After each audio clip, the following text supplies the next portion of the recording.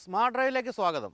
വിപണിയിൽ എത്തുന്നതിന് മുമ്പ് തന്നെ 50,000-ലേറെ ബുക്കിംഗുകൾ നേടാൻ കഴിഞ്ഞ ഒരു അത്ഭുത വാഹനത്തെയാണ് ഇന്ന് സ്മാർട്ട് ഡ്രൈവിൽ പരിചയപ്പെടുത്തുന്നത്. Renault kid.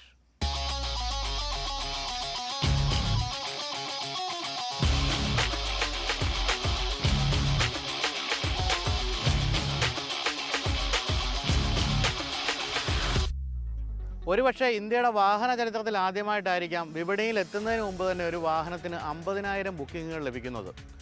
ഡസ്റ്റർ എന്ന് പറയുന്ന ഒരേ ഒരു കോമ്പാക്റ്റ് SUV-യിലൂടെ റെനോ എന്ന കമ്പനി നേടിയെടുത്ത വിശ്വാസ്യതയാണ് ഈ വാഹനത്തെ ഇത്രയധികം വിശ്വസിക്കാൻ ഇന്ത്യക്കാരെ പ്രേരിപ്പിച്ചതെന്ന് തോന്നുന്നു. ഏതായാലും ഇന്ത്യയെ വളരെ ഗൗരവമായിട്ട് കാണാനാണ് ഫ്രഞ്ച് കമ്പനിയായ റെനോയുടെ നീക്കം. അതുകൊണ്ട് തന്നെയാണ് ഇന്ത്യയിൽ ഏറ്റവും അധികം വിൽക്കപ്പെടുന്ന ഏറ്റവും ചെറിയ വാഹനങ്ങളുടെ ശ്രേണിയിലേക്ക് ഒരു പുതിയ വാഹനവുമായി റെനോ എത്തിയിരിക്കുന്നത്. ഇന്ത്യയിലെ സാധാരണക്കാരൻ്റെ ഏറ്റവും പ്രിയപ്പെട്ട വാഹന സെഗ്മെൻറ്റാണ് കോമ്പാക്റ്റ് ഹാച്ച് ബാക്കുകളുടേത്. ഇന്ത്യയിൽ ഈ മേഖലയിൽ വിൽക്കപ്പെടുന്ന ഏറ്റവും പ്രധാനപ്പെട്ട രണ്ട് മോഡലുകൾ, ഒന്ന് മാരുതിയുടെ ഓൾട്ടോ 800 മറ്റൊന്ന് ഹ്യുണ്ടായി ഇയോണുമാണ്. എന്നാൽ ഓൾട്ടോ 800 മാത്രം ഉണ്ടായിരുന്ന ഒരു കാലത്ത് ഒരിക്കലും സൗന്ദര്യത്തിനായിരുന്നില്ല ഈ സെഗ്മെൻറ്റിൽ മുൻതൂക്കം കൊടുത്തിരുന്നത്. ഹ്യുണ്ടായി ഇയോൺ വന്നതോടുകൂടിയാണ് സൗന്ദര്യവും കൂടി ആകാം കോമ്പാക്റ്റ് ഹാച്ച് ബാക്കുകളിൽ എന്ന് നമുക്ക് മനസ്സിലായത്. ഏതായാലും ഇയോണിന് ശേഷം ഏറ്റവും സുന്ദരമായ ഒരു കോമ്പാക്റ്റ് ഹാച്ച് ബാക്കാണ് ഇപ്പോൾ റെനോ കൊണ്ടുവന്നിരിക്കുന്നത്, കിഡ് എന്നുള്ള പേരിൽ.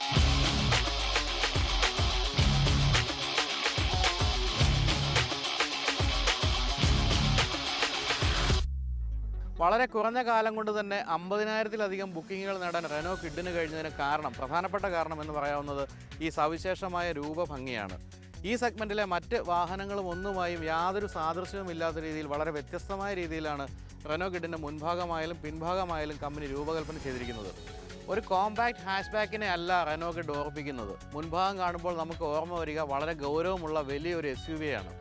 അങ്ങനെ ഒരു തോന്നൽ വരാൻ പ്രധാനപ്പെട്ട കാരണം എന്ന് വിളിക്കാവുന്നത് ഈ ബ്ലാക്ക് ഫിനിഷുള്ള ഗ്രില്ലാണ്.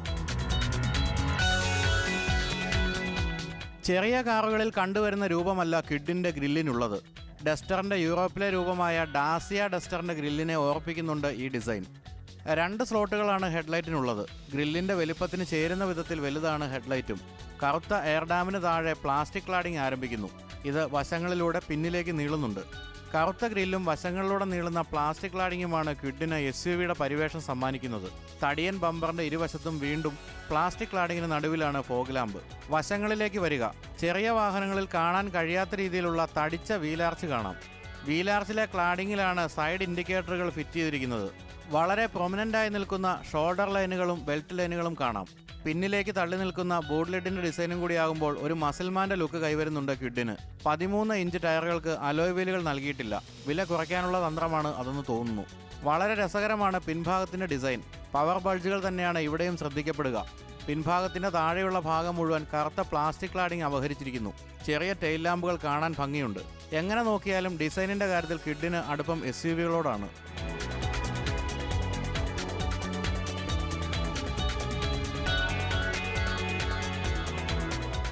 ചെറിയ ഹാച്ച് ബാക്കുകളിൽ ഭംഗിയുള്ള ഇൻറ്റീരിയർ ആദ്യമായി കൊണ്ടുവന്നത് ഹ്യുണ്ടായി ഇയോണാണ്. ഞാൻ ഈ സൂചിപ്പിച്ച പോലെ തന്നെ സൗന്ദര്യമാണ് ഇയോണിൻ്റെ ഉൾഭാഗത്തിന് കൂടുതൽ. എന്നാൽ റെനോ കിഡിൻ്റെ കാര്യത്തിൽ സൗന്ദര്യമല്ല, കുറേ കൂടി ആധുനികവും അതുപോലെ തന്നെ സ്പോർട്ടിയുമാണ് ഇൻറ്റീരിയർ എന്ന് പറയാം. നമ്മൾ ഈ വാഹനത്തിൻ്റെ മുൻഭാഗം കാണുമ്പോൾ തോന്നുന്ന അതേ സ്പോർട്ടിനെസ് അല്ലെങ്കിൽ അതേ ഗൗരവം ഉൾഭാഗത്തേക്കും കൊണ്ടുവരാൻ കമ്പനിക്ക് കഴിഞ്ഞിട്ടുണ്ട്.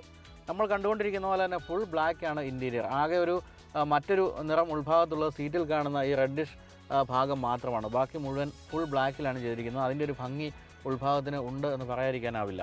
2 തരത്തിലുള്ള ബ്ലാക്ക് കളേഴ്സാണ് പ്രധാനമായിട്ടും ഉപയോഗിച്ചിരിക്കുന്നത്. ഡാഷ്ബോർഡിന് മേലെ കാണുന്ന ടെക്സ്റ്റേഡ് ആയിട്ടുള്ള ബ്ലാക്കും അതുപോലെ ഡാഷ്ബോർഡിന് നടുവിൽ കാണുന്ന പിയാനോ ബ്ലാക്ക് ഫിനിഷുള്ള ഭാഗവും.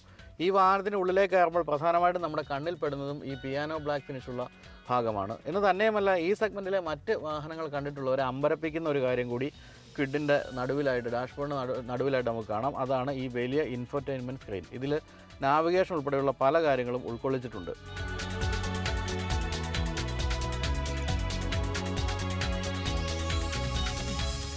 ഈ multi functional touch screen LG electronics നിർമ്മിച്ച് നൽകിയതാണ്.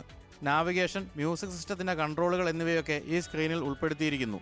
ബ്ലൂടൂത്ത് കണക്ടിവിറ്റിയും ഈ സിസ്റ്റത്തിൻ്റെ ഭാഗമാണ്. 3 സ്പോക്ക് സ്റ്റിയറിംഗ് വീൽ വളരെ സ്പോർട്ടിയാണ്. ഈ ടെസ്റ്റ് ഡ്രൈവ് വാഹനം ടോപ്പ് എൻഡ് ഓപ്ഷണൽ എന്ന വേരിയൻ്റ് ആയതിനാൽ സ്റ്റിയറിംഗ് വീലിൽ ലെതർ പൊതിഞ്ഞിട്ടുണ്ട്. ഡ്രൈവർ സൈഡിലെ എയർ ബാഗുമുണ്ട് ഓപ്ഷണൽ വേരിയൻറ്റിൽ. വലിയ മീറ്റർ കൺസോളിൽ പക്ഷേ ഡിജിറ്റൽ സ്പീഡോമീറ്റർ മാത്രമേ കാണാൻ സാധിക്കൂ. ടാക്കോമീറ്റർ ഉൾപ്പെടുത്തിയിട്ടില്ല. പക്ഷേ വലിയ സ്പീഡോമീറ്റർ വളരെ സ്പോർട്ടിയാണെന്ന് പറയാതെ വയ്യ. ഇത്തരത്തിൽ ജനത്തെ വിസ്മയപ്പെടുത്തുന്ന പല കാര്യങ്ങളും ഈ ചെറിയ വാഹനത്തിൽ കണ്ടെത്താനാകുമെങ്കിലും കോസ്റ്റ് കുറയ്ക്കാനായി ചെയ്ത ചില കാര്യങ്ങളും കണ്ണിൽ പെടാതിരിക്കില്ല. അതിൽ പ്രധാനം പവർ വിൻഡോ സ്വിച്ചുകൾ ഡാഷ്ബോർഡിലേക്ക് മാറ്റി എന്നതാണ്. അത് അസൗകര്യം സൃഷ്ടിക്കുന്നുണ്ട്. പിന്നിൽ പവർ വിൻഡോകൾ കൊടുത്തിട്ടില്ല എന്നുള്ളത് മറ്റൊരു കാര്യം. റിട്രാക്റ്റബിൾ സീറ്റ് ബെൽറ്റുകൾ മുന്നിലും പിന്നിലുമില്ല. അതായത് സീറ്റ് ബെൽറ്റ് ഊരുമ്പോൾ ഉള്ളിലേക്ക് കയറിപ്പോകുന്ന സംവിധാനമില്ല എന്ന് ചുരുക്കം. ഇരവിഴുങ്ങിയ പാമ്പിനെ പോലെ സീറ്റ് ബെൽറ്റ് സീറ്റിൽ അങ്ങനെ നിവർന്നു കിടക്കും. അതുപോലെ ചെലവ് കുറയ്ക്കാനായി വൈപ്പർ ഒരെണ്ണത്തിൽ ഒതുക്കുകയും ചെയ്തു. ഇഷ്ടം പോലെ സ്റ്റോറേജ് സ്പേസ് ഉണ്ട് ഉള്ളിൽ. അടപ്പുള്ള 2 ഗ്ലോ ബോക്സുകൾ ഡാഷ്ബോർഡിലുണ്ട്. അതിലൊന്നിൽ ചെറിയ ബോട്ടിൽ ഹോൾഡർ പോലുമുണ്ട്. ഗ്ലോ ബോക്സുകൾക്കിടയിൽ തുറന്ന സ്റ്റോറേജ് സ്പേസ് കാണാം. ഗിയർ ലിവറിന് ചുറ്റും കപ്പ് ഹോൾഡറുകളും കാണാം. മുൻ ഡോർ പാഡിൽ പോലും ബോട്ടിൽ ഹോൾഡറുകൾ കൊടുത്തിട്ടുണ്ട്. എന്നാൽ പിന്നിൽ ഈ സംവിധാനം കൊടുത്തിട്ടുമില്ല. കാഴ്ചയിലും കാര്യക്ഷമതയിലും മികച്ച സീറ്റുകളാണ് മുന്നിലുള്ളത്. വളരെ സ്പോർട്ടിയാണ് റെഡും ബ്ലാക്കും ചേർന്ന അപ്ഹോൾസ്റ്ററി നിർമ്മിച്ച സീറ്റുകൾ. നല്ല തൈ സപ്പോർട്ടുമുണ്ട്. കോമ്പാക്ട് ഹാഷ് ബാക്കുകൾ ഉപയോഗിക്കുന്നത് ഏറെയും കുടുംബങ്ങളാണ്. അതുകൊണ്ട് തന്നെ പിൻഭാഗത്തെ കംഫർട്ടും ഇരിക്കാനുള്ള സുഖവും ഒക്കെ പ്രത്യേകമായും നമുക്ക് നോക്കേണ്ടതുണ്ട്. ഏതായാലും റെനോ കിഡിൻ്റെ പിൻഭാഗത്തെ സീറ്റിൽ ഇരിക്കുമ്പോൾ ഈ ഫാബ്രിക്കിൻ്റെ ഒരു സുഖം കൃത്യമായി നമ്മൾ അനുഭവിക്കുന്നുണ്ട്. വളരെ മനോഹരമായ രീതിയിൽ അപ്ഹോൾസ്റ്റർ ചെയ്ത സീറ്റാണിത്. ഒരല്പം കൂടി തൈ സപ്പോർട്ട് ആകാമായിരുന്നു എന്ന് തോന്നിയേക്കാം. ഒരുപക്ഷെ അത് ഒരല്പം ഉയരമുള്ളവർക്ക് മാത്രം ഫീൽ ചെയ്യുന്നൊരു കാര്യമാണ്. അങ്ങനെ അല്ലാതെ എല്ലാ തരത്തിലും സുഖപ്രദമായ ഒരു സീറ്റിംഗ് പൊസിഷനാണ് ഈ വാഹനം നമുക്ക് തരുന്നത്. പിന്നെ ഒരു പ്രധാനപ്പെട്ട കാര്യം ലെഗ് സ്പേസ് ആണ്. ഈ വാഹനത്തിൻ്റെ കാര്യത്തിൽ എല്ലാ ഹാഷ് ബാക്കുകളും പോലെ തന്നെ മുന്നിലെ സീറ്റ് വളരെ കാര്യമായ രീതിയിൽ പിന്നിലേക്ക് മാറ്റുമ്പോൾ മാത്രമേ ഒരല്പം ലെഗ് സ്പേസ് കുറവെന്ന് തോന്നുകയുള്ളൂ. ഏതായാലും അത്രയും നീളമുള്ളവരൊന്നും സ്ഥിരമായി പിൻഭാഗത്തിരിക്കാൻ സാധ്യതയില്ല എന്നുള്ളത് കൊണ്ട് തന്നെ അതൊരു വലിയ പ്രശ്നമായിട്ട് കാണേണ്ടതില്ല.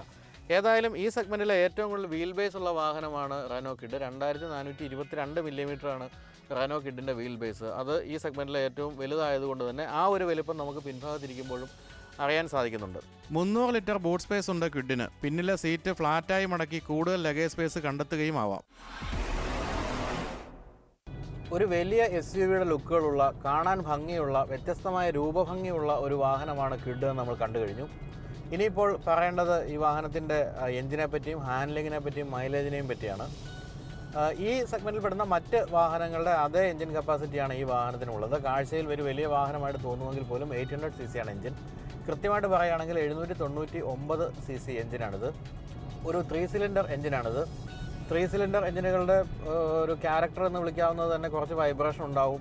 പെർഫോമൻസ് എന്ന് പറയുന്നത് മറ്റ് കൂടുതൽ സിലിണ്ടേഴ്സ് ഉള്ള എഞ്ചിനുകളുടെ അത്രയും വരില്ല. അതെല്ലാം ഈ വാഹനത്തെ സംബന്ധിച്ച് ശരിയാണ്. കാരണം സ്റ്റാർട്ട് ചെയ്യുമ്പോൾ തന്നെ കുറച്ച് വൈബ്രേഷൻ നമുക്ക് എഞ്ചിനിൽ തോന്നും. പക്ഷേ അത് ആക്സിലറേറ്റർ കൊടുത്തു കഴിയുമ്പോൾ ആ വൈബ്രേഷനും അതുപോലെ തന്നെ എഞ്ചിൻ്റെ സൗണ്ടും ഒക്കെ കുറയുന്നുണ്ട്. എങ്കിൽ പോലും തുടക്കത്തിൽ കുറച്ച് വൈബ്രേഷനും കുറച്ച് സൗണ്ടും ഉള്ള ഒരു എഞ്ചിൻ തന്നെയാണിത്. അതൊരു തെറ്റായിട്ട് പറഞ്ഞുകൂടാ. കാരണം 3 സിലിണ്ടർ എഞ്ചിനുകളെല്ലാം അങ്ങനെയാണ്. ഈ സെഗ്മെൻറ്റിൽ പെടുന്ന മറ്റു വാഹനങ്ങളുടെ കാര്യത്തിലും അതിന് വലിയ വ്യത്യാസമില്ല. അതുകൊണ്ട് റെനോയെ കാര്യത്തിൽ കുറ്റപ്പെടുത്താനും കഴിയുകയില്ല. ഏതായാലും വലിയ ലാഗൊന്നും ഈ എഞ്ചിൻ സമ്മാനിക്കുന്നില്ല എന്നുള്ളതാണ് ഏറ്റവും ആശ്വാസകരമായ കാര്യം. മറ്റൊരു കാര്യം പറയേണ്ടത് 4368 RPM-ലാണ് മാക്സിമം ടോർക്ക് ലഭിക്കുന്നതെങ്കിൽ പോലും ഏതാണ്ട് 80% ടോർക്കും 1700 RPM തന്നെ ലഭിക്കുന്നുണ്ട് എന്നുള്ളതാണ്. അതുകൊണ്ട് തന്നെ എഞ്ചിൻ്റെ കുതിപ്പിന് ഒരു കുറവും അനുഭവപ്പെടുന്നില്ല. നമ്മൾ ആക്സിലറേറ്റർ കൊടുത്തു കഴിഞ്ഞാൽ വലിച്ചുകൊണ്ട് പായുന്നൊരു അനുഭവം സമ്മാനിക്കുന്ന ഒരു വാഹനം തന്നെയാണിത്. അതുകൊണ്ട് തന്നെ അത് നഗരത്തിരക്കിലും മറ്റും ഓടിക്കുമ്പോൾ നമുക്ക് ഗുണം ചെയ്യുന്ന കാര്യമാണ്. ഇത്തരത്തിലുള്ള ചെറിയ വാഹനങ്ങൾ അധികവും ഓടിക്കപ്പെടുക നഗരത്തിരക്കിലായിരിക്കുകയും ചെയ്യും. അപ്പോൾ ഒരു സിറ്റി ഡ്രൈവിങ്ങിന് പറ്റിയ വാഹനമാണ് ഇതെന്ന് കാണാം.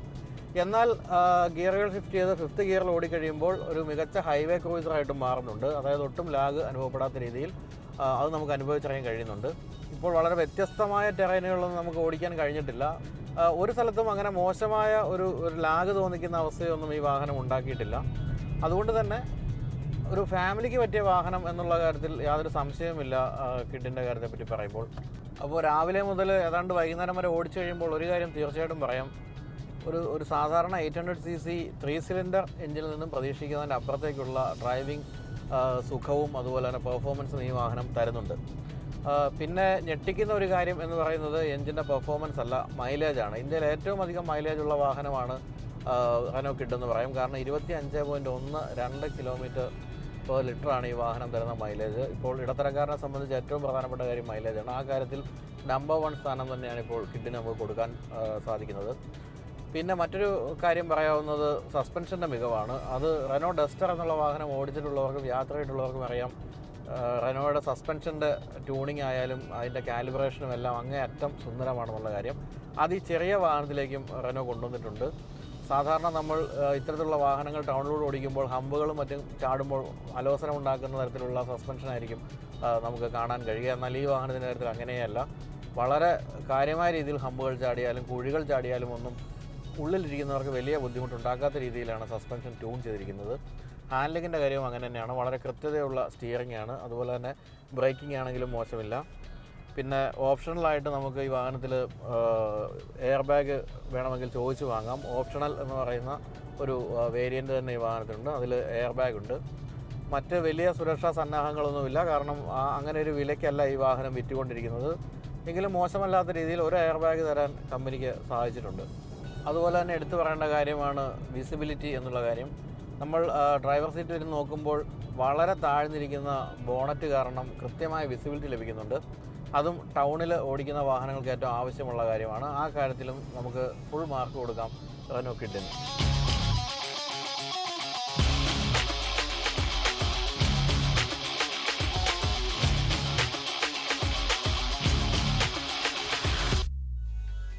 ഡിസൈനിൻ്റെയും ഇൻറ്റീരിയർ സ്പേസിൻ്റെയും മൈലേജിൻ്റെയും കാര്യത്തിൽ എതിരാളികളെക്കാൾ ബഹുദൂരം മുന്നിലാണ് റെനോ കിഡിൻ്റെ സ്ഥാനം.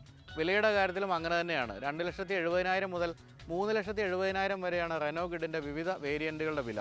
ഏതാണ്ട് 98% ലോക്കൽ പാർട്സ് ഉപയോഗിക്കാൻ കഴിഞ്ഞതുകൊണ്ടാണ് റെനോയ്ക്ക് കിഡിൻ്റെ വില ഇങ്ങനെ കുറയ്ക്കാൻ കഴിഞ്ഞത്. ഏതായാലും ഇന്ത്യയിലെ സാധാരണക്കാരൻ്റെ മനസ്സിലേക്ക് കടക്കണമെങ്കിൽ ഒരു കോമ്പാക്റ്റ് ഹാഷ്ബാക്ക് ആവശ്യമാണ്. ആ കാര്യത്തിൽ റെനോ വിജയിച്ചു എന്ന് വേണം നമുക്ക് പറയാം.